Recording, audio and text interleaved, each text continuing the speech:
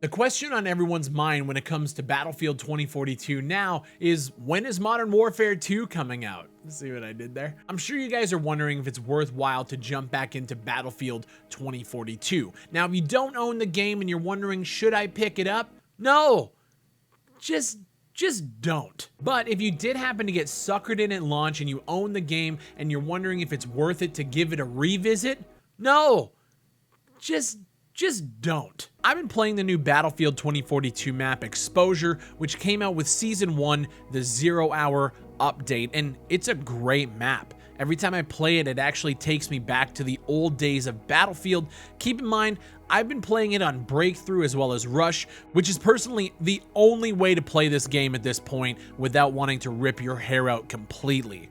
Starting off with some close quarters action on the first push is actually kind of fire. Once you clear those 2 points, the game has you jumping off the edge of a cliff like it was paying direct homage to Donovan Peak, and it's crazy. Heli's flying around as players are parachuting towards B1 and B2. It's kind of wild that this is the only map in the game that gives me those Battlefield vibes. And credit where credit is due. They made a good map. Now, where I get lost in the whole 2042 thing is all the other maps are fucking garbage. We're still in limbo waiting for the other map fixes, but seeing how much fun that I'm actually having on Exposure makes me wish this entire game turned out differently.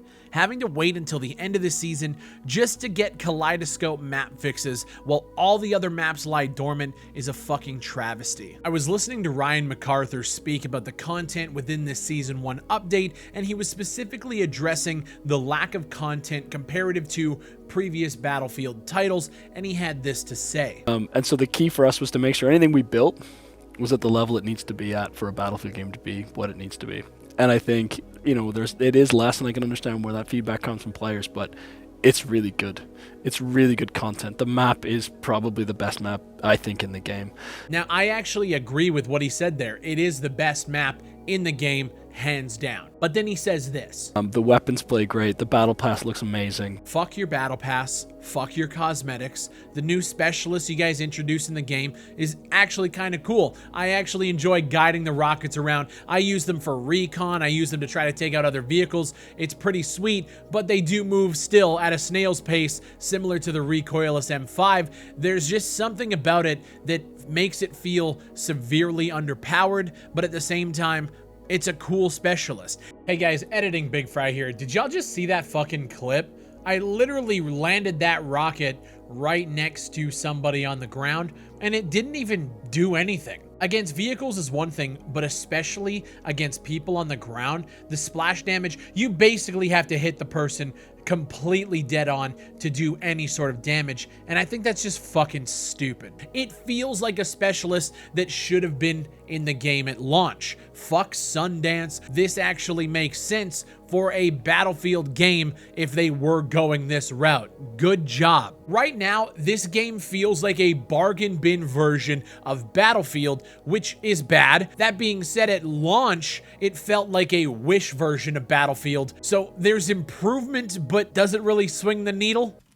No. What blows my mind is when Ryan said this. You know, we started this map before we launched the game, right? So, I mean, a lot of it we took, you know, some of the decisions we made, but one of the reasons this map is so different than the launch maps is the great thing about a live service is that we can take a lot more risks, I think, with some of these maps. You know, that we can sort of go after a specific feeling and a specific way we want to play. This update has been in the works since before launch. How? How does that happen? Don't get me wrong, I'm glad that it's here, but how? And you guys are sitting there in a circle just like, proud of the team, man. Proud of the team for getting here. This is like barely beta. At this point, I can give credit for the map. It's solid. The specialist Liz, solid as well. The new helicopters in the game, yeah, very cool, and definitely something that I'd like to see more of in the future. With that said, it just feels too little too late. But at the same time, I'd actually like to see how long they can drag this corpse down the road for. With a peak of almost 15,000 players when the update released, now sitting at around 8,000, it tells me that it's just not enough. It's clear, though, that there are people out there that want to see this game succeed. You had 15,000 people flood in when the update dropped to see what you guys are bringing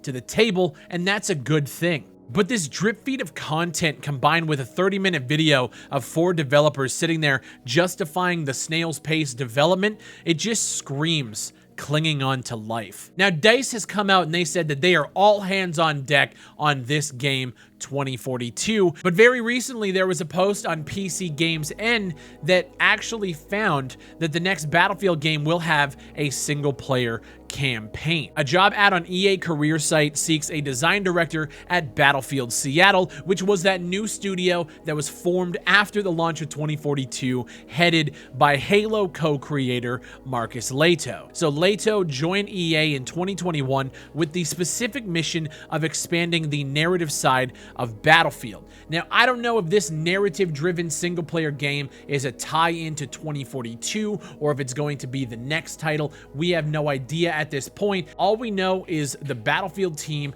is starting to focus on a single-player portion of whatever game it is, which is weird because this is also coming off the heels of this tweet from EA in which they said they're at 10, but they only like playing single-player games, to which the community rose up and absolutely roasted them on Twitter. It's funny to me because the whole concept of a 10 just never hits EA's table at all because all their games are fucking garbage. Battlefield, whatever the next one's going to be, if it's going to be single player, whatever the case is, this is a huge stain on the franchise. We've talked about it to death at this point. With that said, the 0-hour update is actually kind of fun to play. But is it fun because there's nothing else to play right now in anticipation for Modern Warfare 2? Or are they actually starting to hit their stride with this update? I think it's a little bit of both. So it's weird because, all jokes aside, if you own the game already, it literally doesn't cost you anything outside of your time to try it out. With that said,